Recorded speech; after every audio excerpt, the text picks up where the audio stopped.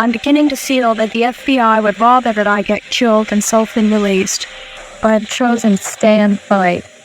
Seorang gadis berusia 19 tahun telah diculik dari apartemennya sendiri. Gadis ini bukan seorang gadis biasa, dia adalah cucu dari penerbit ternama di Amerika Serikat.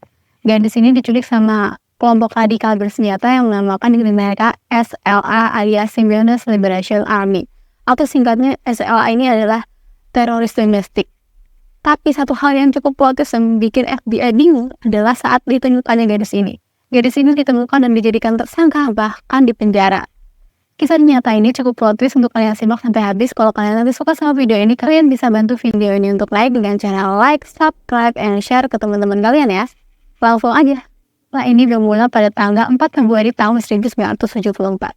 Amerika Serikat dibikin geger karena cucu sekaligus pewaris utama Raja Media telah diculik. Salah satu kisah paling plot twist dalam sejarah FBI pun dimulai. Cantik ini bernama Patricia Heart atau bisa juga disebut dengan Patty Heart. Dia diculik oleh 3 orang bersenjata saat dia berada di dalam dapur apartemennya. Kemudian 2 lelaki kulit hitam dan wanita berkulit putih memaksa masuk ke dalam apartemennya dengan menodongkan senjata. Saat kejadian itu, Patty ini gak sendirian, dia ditemenin sama tunangannya bernama Steve Witt.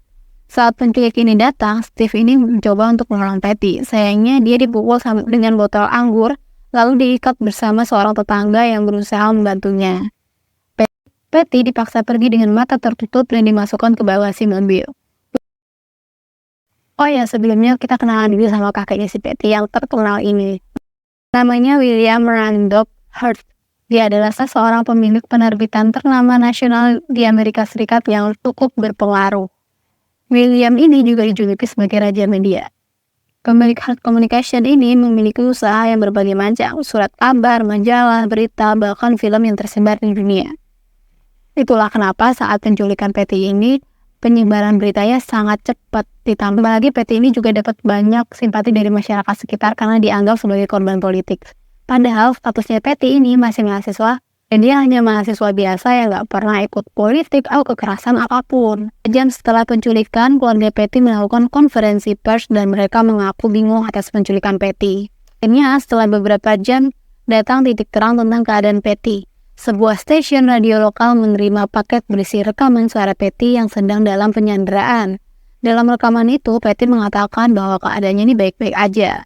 Walau tadinya ada beberapa luka tapi udah diobatin. Di rekaman itu ada suara Patty yang mengatakan, tidak ada kemungkinan aku bebas sampai mereka melepaskanku. Suara Patty itu mendadak pun hilang, lalu tiba-tiba ada suara laki-laki nih yang mengatakan, duga dia ini sebagai pimpinan teroris. Dia mengatakan, apapun yang terjadi pada anakmu sepenuhnya menjadi tanggung jawabmu. Ujar pemimpin mereka yang dipanggil dengan Jenderal Chingu. Dan nama aslinya Jenderal Chingu ini adalah Donald DeVries. Dia ini adalah seorang narapidana yang memiliki pengikut setia yang berbahaya. Kasihan ya Patty. Seluruh media besar-besaran mengabarkan tentang penculikan Patty ini. Ayah Patty bernama Randolph Hearst juga sangat khawatir tentang anaknya dan mencoba terus bernegosiasi kepada teroris ini. Hingga akhirnya 3 hari kemudian datang jawaban dari pihak SLA. SLA menuntut keluarga Hearst untuk menyumbangkan $70 dalam bentuk makanan dan membagikannya kepada seluruh warga yang membutuhkan dari Santa Rosa sampai Los Angeles. Ayah Patty pun menyanggupinya. Bahan pangan senilai 2 juta lantas langsung disumbangkan. Namun menurut teroris itu gak cukup. Mereka ini malah makin gelonjak dan meminta tambahan $4 juta lagi. Keluarga Patty yang kaya pun terus menyanggupinya. Apapun mereka lakukan asal si Patty ini bisa segera dibebaskan. Tapi sayangnya lama mereka menunggu, Patty ini gak kunjung pulang guys. Bahkan Jenderal Chingu sendiri tidak terkesan sama sekali dengan apa yang telah dilakukan oleh keluarga Patty. Uang yang telah digelontorkan itu tidak cukup menunjukkan niat baik mereka. Itu hanya remah-remah yang dilemparkan kepada orang-orang miskin. Ujar Jenderal Chingu.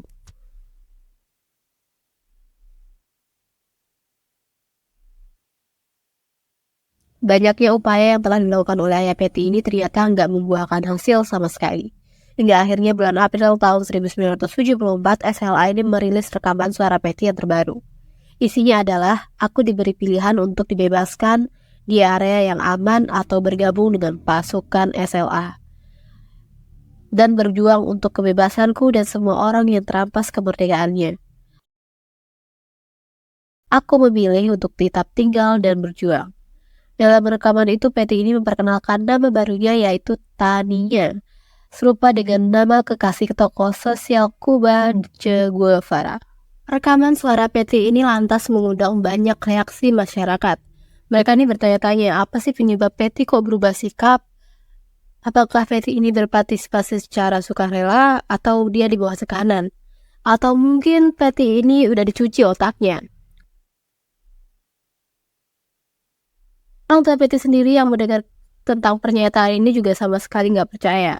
Hingga akhirnya situasi berubah dramatis ketika kamera pengintai alias CCTV berhasil mengambil gambar Patty yang sedang melakukan perampokan bersenjata di Bank San Francisco. Patty ini juga diketahui ikut berpartisipasi dalam aksi perampokan sebuah toko di Los Angeles. Dan akhirnya tanggal 12 Mei, polisi Los Angeles melakukan penggerebekan markas rahasia SLA, serta menewaskan 6 dari 9 anggota kelompok yang diincar. Di antaranya yang tewas adalah pemimpin SLA yaitu Donald DeVries, sementara Patty dan 2 rekan lainnya berhasil kabur dari markas mereka. Dan akhirnya setahun kemudian, yaitu tanggal 18 September 1975, setelah melintas negara, Patty atau disebut si Tania ini berhasil ditangkap di apartemennya di San Francisco atas kasus perampokan bersenjata, dan Patty pun dinyatakan bersalah pada tanggal 20 Maret tahun 1976 serta dijatuhi hukuman 7 tahun penjara.